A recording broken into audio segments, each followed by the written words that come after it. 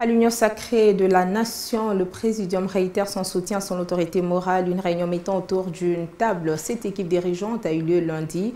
Au regard de la situation sécuritaire et politique qui prévaut en République démocratique du Congo, il était important d'aborder l'actualité. À l'issue des échanges, la famille politique du chef de l'État a appelé la population à faire confiance à son autorité morale.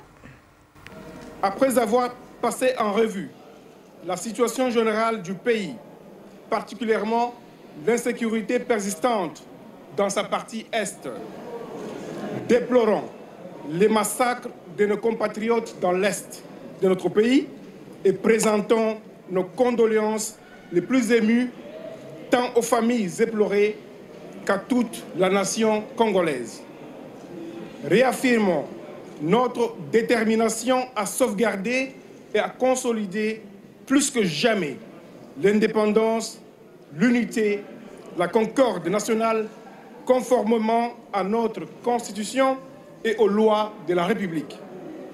Condamnons fermement la nouvelle agression de notre pays par le Rwanda sous le label des terroristes du M23 ainsi que les groupes armés étrangers et locaux et leur promettons que, de gré ou de force, ils seront définitivement vaincus sur la terre de nos ancêtres. Saluons le rapport des experts des Nations Unies établissant la responsabilité du Rwanda dans cette déstabilisation de notre pays et soutenons le double processus de paix initié tant en Nairobi au Kenya avec le président Uhuru Kenyatta qu'à Luanda en Angola avec le président Joao Lourenço.